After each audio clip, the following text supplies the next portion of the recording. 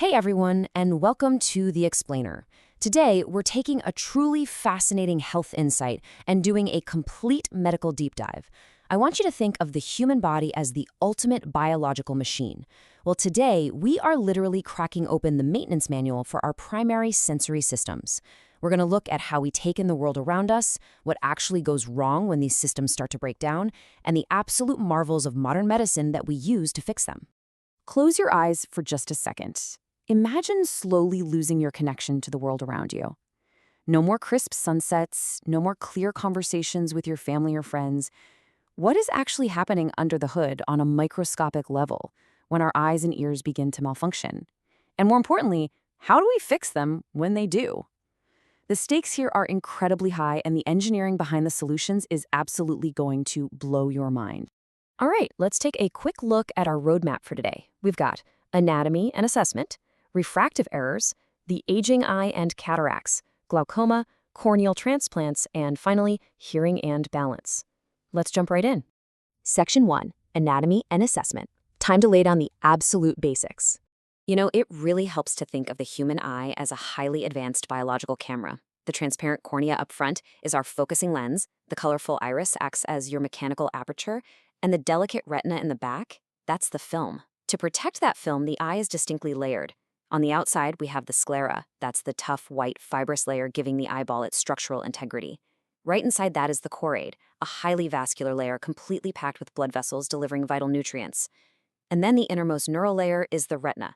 This is where the magic happens. It contains our specialized photoreceptors, the rods, which handle our vision in the dark, and the cones, which give us all our brilliant color vision.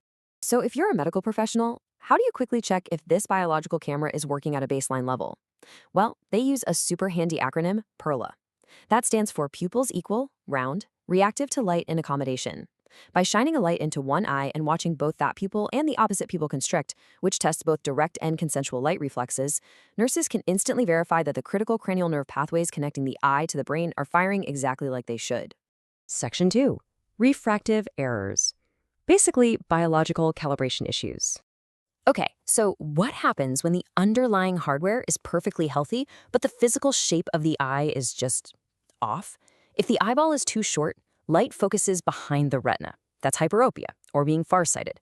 If the eyeball is too long, light focuses too early, right in front of the retina. That's myopia, or nearsightedness. If you have an irregular curve on your cornea, it causes distorted light scatter, which we know as astigmatism. And then there's presbyopia.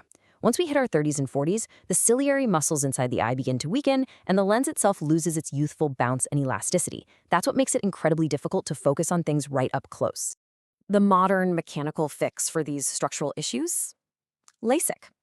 Instead of just slapping glasses in front of the eye, surgeons actually physically alter the biological camera itself.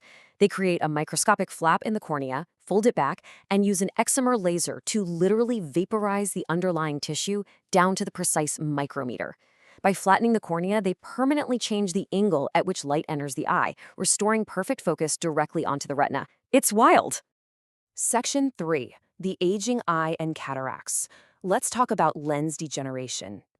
As we age past 65, that crystal clear lens inside our eye naturally wears down. It turns yellow, hardens, and loses transparency, forming a cataract.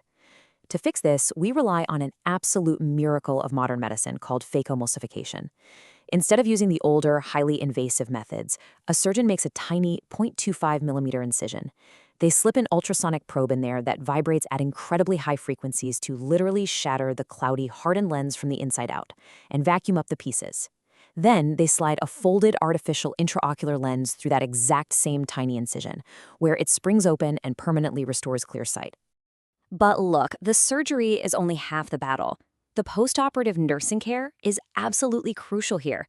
Patients must avoid doing anything that increases pressure inside their head. No bending over, no heavy lifting, and forcefully suppressing coughs or sneezes. They even have to sleep with rigid eye shields on. Why?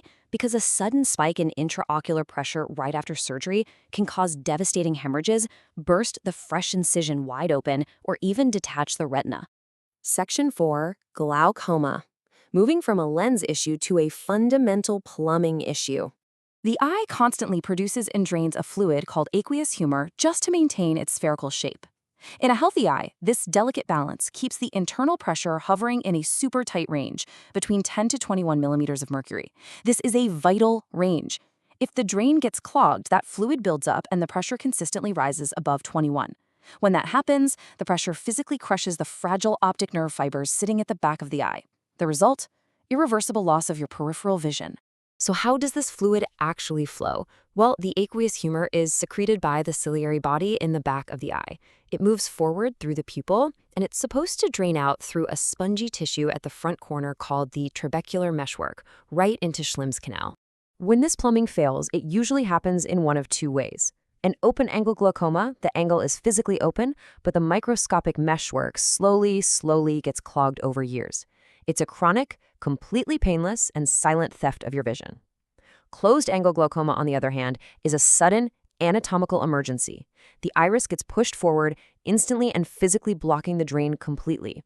This causes a rapid, incredibly painful spike in pressure that requires immediate medical intervention to save the eye. Section 5, corneal transplants. Time for the ultimate hardware replacement.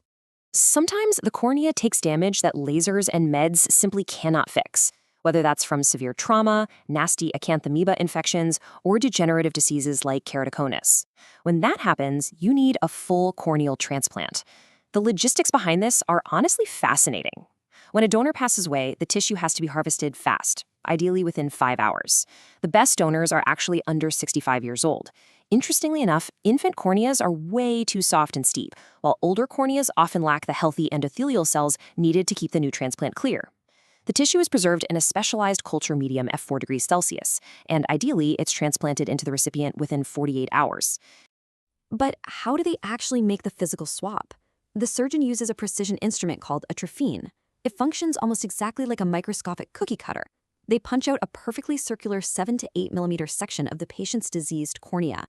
Then they take the donor tissue, cut it to the exact same dimensions, and meticulously suture it right into place using a watertight closure method. It is an incredible piece of microscopic carpentry. Section 6, hearing and balance. Let's take a journey into the inner ear. Shifting gears over to our auditory sensors and our internal gyroscope, one of the absolute most debilitating things that can go wrong in this tiny bony labyrinth is Meniere's disease.